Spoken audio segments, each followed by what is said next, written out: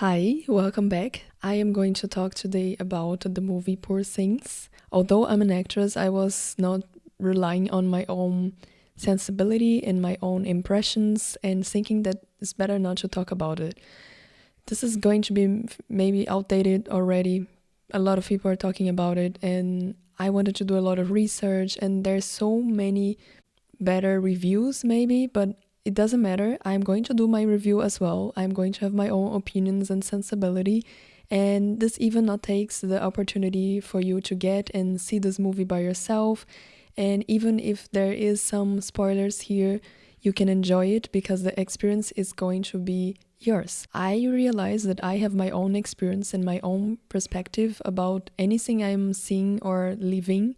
So it's fun to share, and you can listen, and you can also go there and have your own opinions and experiences. So if you think something is different than I am talking here, you can leave your comments and we can chat about it as well. This is going to be free. This is not supposed to be professional. This is supposed to be my experiences. So I went to the movies and I'm wanting to share about it. The first time I saw anything about this movie was a long time ago in the reels on Instagram, and then it was the scene of Emma Stone dancing as her character, and I haven't know, I was like, this is interesting, seems like an old work that she did and I haven't knew, but then I realized this is going to be a new movie, so I was like, I'm definitely going to watch this. But then I forgot about it. So I was teaching, I teach German, and then my student was in the end of the lesson telling, oh, wait, I also want to share that I went to the movies and I saw this movie and it was fun. And he was explaining the movie and I was not really knowing which movie it was. He also haven't remembered the name. But then when he was explaining, I was like, maybe this is the movie with Emma Stone. And he was, yes. And I was like, then it calls Poor Things. And he was, yes. And he was like, you must see, it is fun, it is nice. And this reached someone which is not an artistic person, and it reached someone that went to talk with me in my German lesson. So what I find nice about this movie is that it reached a lot of people. If you go online and see a lot of reviews and talk to people that went and watched, they all like it, and this is not something easy to get. So there's something special about this movie, and I have so many friends that also went and watched and they liked it. And then I was like, okay, let's go, and was kind of in a rush. I was having a tough week, but anyways, I managed to go there, and going to the theater is such an experience. But now let's talk about the movie. I decided to do this review, which is my first review ever, and I don't want to mess up. So I did some research and I have so much to share, but I don't want that this is so long and boring to listen. So I guess I will start with a little review of the history. It will be maybe some spoilers, I don't know. And then everyone that watched this already know this, but maybe you haven't, so you can have an idea. And then I talk about my favorite parts direct, because I guess this will be what a review should be. And then in the end we can talk a little bit more about some specific scenes or the cinematography and the work of those actors, which is amazing. So let's go to the history part. So Poor Things is actually an adaptation of the English book Poor Things as well. And this is like episodes of the early life of Archibald McCandless.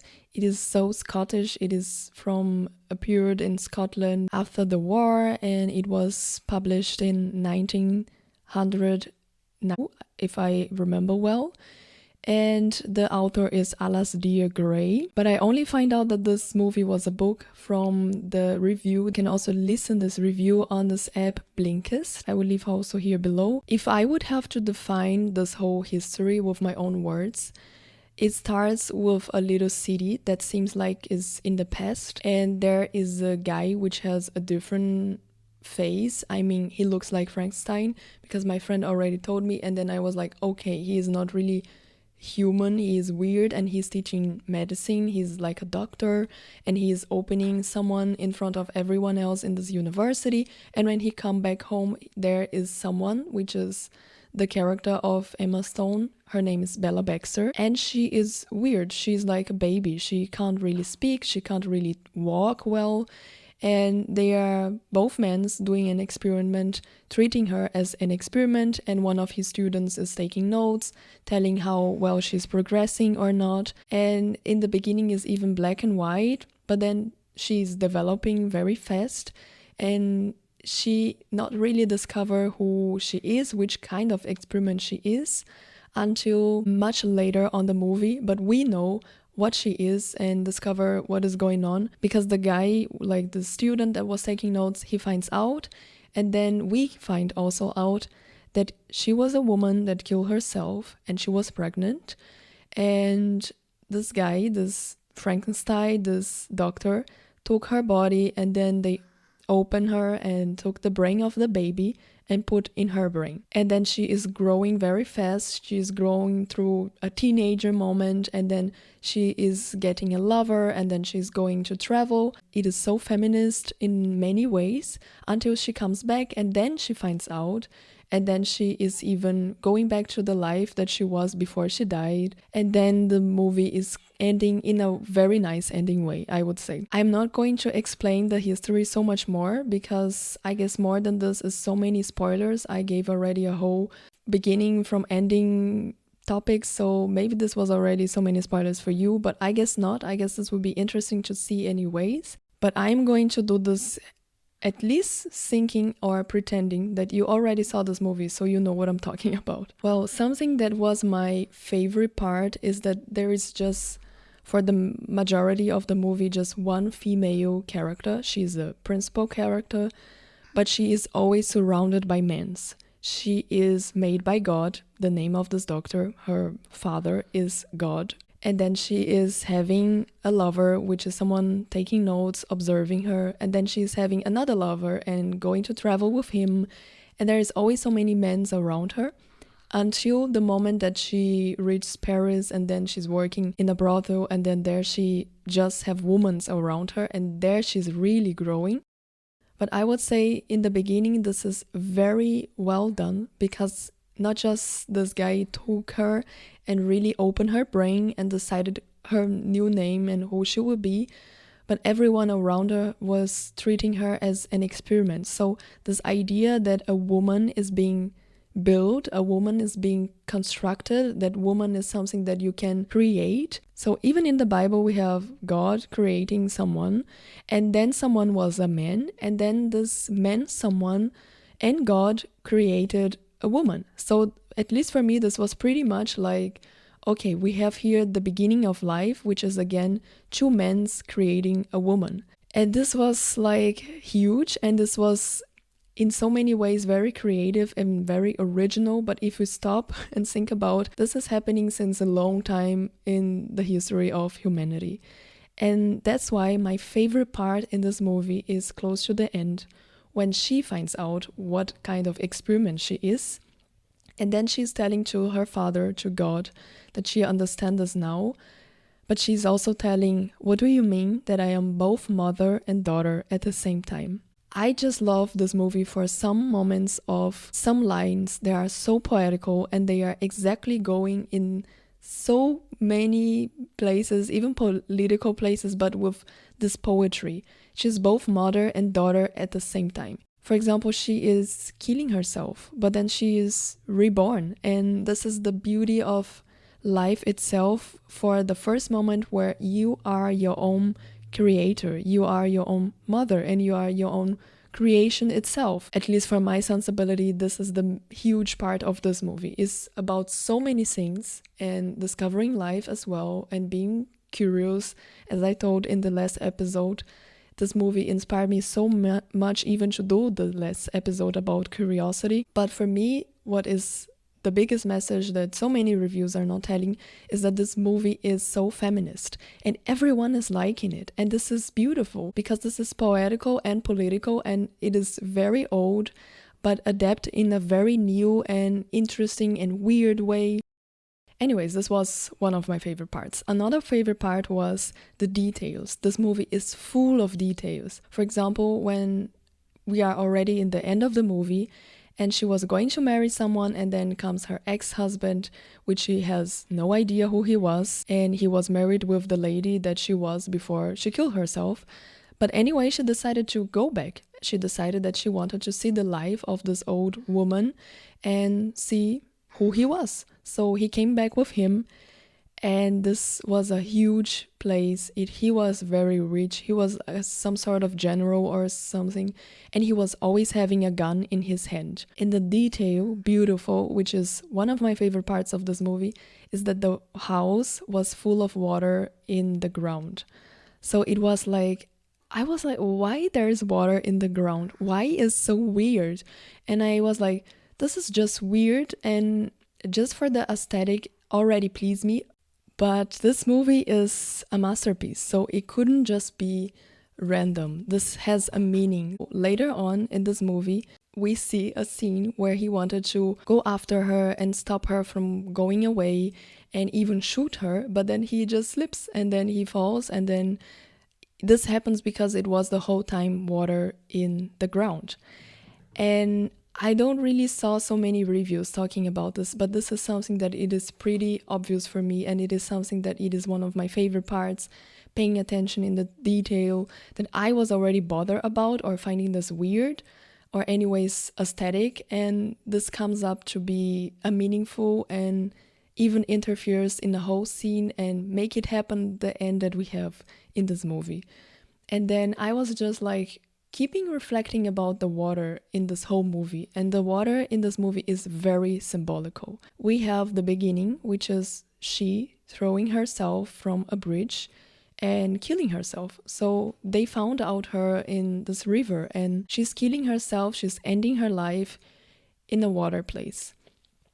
And I guess there's so many poeticals about water itself being the place where you generate life, and this was kind of obvious, but how this keeps coming back and how this is very symbolical and affecting her own development is beautiful. It is by all means important that she is going on a trip, and in this trip she is also going on a boat, like a huge boat, and there she is seeing water, and there she is like, I have nowhere else to go. I am here in the middle of this ocean, which for me is like I am the middle of all the problems that I will have to face personally, but also as a society. This is a moment where she is very mature, where she is becoming an adult, where she's leaving this childish and being young and discovering her sexuality and discovering her rebellion to really start discovering ideas and politics and society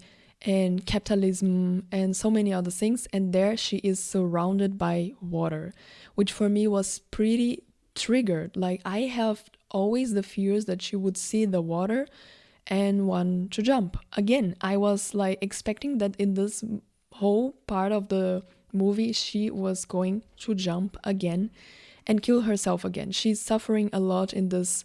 She is having problems with her lover, let's put it like that, and she is trying to read, and he's putting out the knowledge that she is trying to read more and talk with more people, having new friends. This is so huge, so water has a big impact. And then this comes back in the end as well. Like, it is a detail, but it is such a huge detail that makes such a difference from not making she going again in the same traps of her old life. Like, she really left her past behind. She has no memories. She even can face it. She even can just be curious about it. She's not having any resentment. She's just going there, seeing what was this life and not really resonating with this anymore. She's like strong enough, mature enough to see the water, to see the sensibility, to go back in the beginning of the life and the end of her life and understand that she is another person right now. So yeah, another thing that I was liking a lot in this movie is that this movie has chapters. So the little history I told here and everything I'm talking about happens in little chapters. And I guess I like this. This makes me understand. It makes very didactic and organized, but it don't really work for every movie. And I guess we are often used to movies that has a beginning and then something happens and this is going to be huge and a problem. And then when this is solved, the movie's over. But this is not a movie of Hollywood. This is something else. This is chapters. Each chapter happens something. There is nothing, always a huge stuff going on. Anyways, there is a moment of a peak, but then I don't really believe that there is one peak. There is so many things going on in her life, so many huge moments and transformations, and I guess each chapter was a chapter of her life itself, and then it kind of ends making sense. And this movie is long. This movie is like 3 hours, but is a movie that I haven't got any bored or tired. I was just very interested to see how this is going to end right now. So yeah, chapters which not always worked, but in this movie I think it definitely did. Another thing that was my favorite is the whole adaptation. I guess this is something that we must, as any creative or artist person right now, learn how to do and learn how to do well. Because kind of nothing new can be created nowadays. So we are depending on our references and what we want to create and who we want to copy and how we give this credits, how we mix all our references to create something new, but based on something that we already know. This is Frankenstein, but it is so original and huge. This is talking about the same things that so many movies already talked about, like capitalism, feminism, like morality, life, or love. It is always the same things, but recreated in a new history. And I have an example for someone that I love, someone that I admire a lot, which is Aurora. She's a singer, and she did recently a video clip for one of her dancings, and there is a pretty obvious reference for Pina Bausch, which is also a dancer from Germany that did a Printemps. She did a dance where it's all earth on the stage, and then there is one piece of a red. My cats are so weird, so if you're listening, just be patient. Try to be me, because I'm trying to be patient. So yeah. And then there's a collective of women with white, soft clothes dancing together. So if you don't know it, just put Pina Bausch, and this will be like the first thing you will see on YouTube, because this is maybe the most famous piece that Pina Bausch did with her dance company from Wuppertal here in Deutschland. And I was like, okay, this is clearly a reference, but where is the credits? Where is the new piece that Aurora could give to this piece? Where is someone that maybe is from this company going to assist her and dance with her? And I even did some research. She had a huge theme in a choreographer, but not really mentioning Pina Bausch. And people that already know, people from music, people from dance, people that are also creative, they probably will know this is a very well knowledge piece. But leider, often happens that people not really recognize that this comes from someone. And this is a reference from another work. This happens a lot, for example, for me, when I'm listening German music here, and then I enjoy the music and I find it so genius. But then comes my husband, which is German, and tells, he is doing a reference from this other music, from this other musician. And I have no idea, because I really not have these references. So I guess so much is lost when you not give the credits, when you not really offer something new from this old piece of references that you are copying and reusing. And I guess what happens here is that this whole movie is an adaptation, and this whole movie has so many cliches on it, but it did it with curiosity and it did it with strangeness. And this is what makes this whole adaptation of so many things that we already know into something brilliant. In this movie, I guess this movie has so many cliches and references. It comes from Frankenstein, which is not just the book itself as an adaptation. It has already so many cliches and cartoons and, I don't know, Halloween costumes. We have so much about Frankenstein in our brain. And then you take this and make it very original, I guess, because you just keep being curious about this piece of art and what is behind and what else you can relate with this history, even if this is not an actual piece of history anymore. And also keeping the strangeness. I guess being strange and being curious has so much relation, because you can't be curious if you are not paying attention in what is strange, and you can't be someone that appreciates the strange and watch it as aesthetic itself if you are not being curious and open and original. So there are so many things in this movie that I would say it made the adaptation went pretty well, because they kept being very brave with their curiosity and very strange, I would say. I guess the final favorite piece of this movie that I find is the chemistry between the actors in general and how funny it turns out. Not all the movie, but especially a part of the movie and some scenes. I mean, they have a scene where they do a lot of rehearsal and a choreography, and then they dance, and the dance itself is awesome. But they also have some other things that I have the feeling that they just improvise, that they just play around. And it turns out to be so funny because the actors have a timing, they have so much chemistry, and they just kept this curious and strange, not just for the movie or the history itself, but within their action. Like, they really are brave enough to tell, I am an actor already. They are all actors there which already have a huge career. So just now, maybe they let themselves be and do something more ridiculous and strange and just experiment with this. Oh, it is a movie about experiments. So I find this to be such a relief and such a feeling of being free to can be funny. So I definitely laugh a lot in this movie. I was having the feeling in the beginning or in some scenes that this would be a very heavy movie. She is killing herself. There's so much blood and medicine stuff, opening bodies, and I was like, whoa, this is going to be a cold, heavy movie. And it is not. It is having so many fantasy, it is having so many funniness, it is having so many critique. I just don't know how they could put all of this different stuff in one movie, but life is about this. So I'm glad that they did it, because they are talking about life. And in life, you are crying in one morning, and then by the end of the day, you are already at least laughing about something else. So is life. So was this movie for me. I guess I already talked about some reflections and critiques and what this movie is about for me, what really touched me, my favorite parts, and also the scenes and actors and the story itself.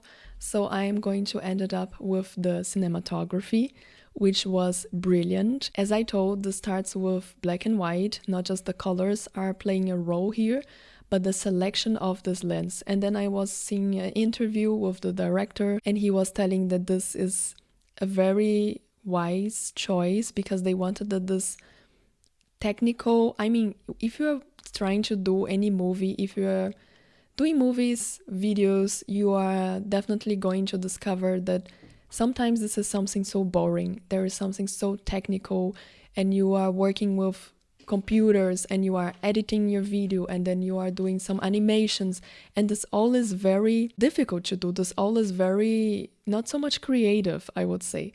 But when you can be creative with something that it is a computer, a software to edit your videos, and you see a camera and you can be creative with this machine, with this technical thing. It is even like I am putting life in a robot. I am putting life in something which is artificial. I am putting life in a camera, in a machine. And this is basically what they did with this idea of Frankenstein having so many equipments to keep him alive.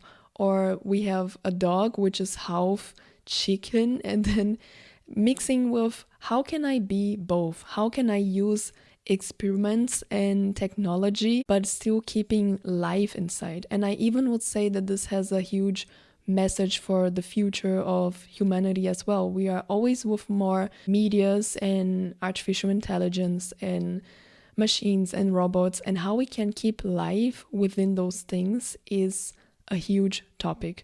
So I believe the cinematography was made with colors, but also with the selection of the lens. We have this fish eye. We sometimes have something like a vintage, so we can't really see what is going around. So there's just one focal point and we just can see this, what is going right now. But then in another moment we see pretty wide and we have an idea of this whole world and how it is huge, and how you can use this language, how you can use a cinematography to also translate the feelings of the character or the critics of the society that you want to do here, is huge, and it is beautiful, and it is very complementing all the rest of the movie. This is something that we learn. For example, I also have learned this in my university, and at least there this calls encenação, which is like every little piece of this play must fit together.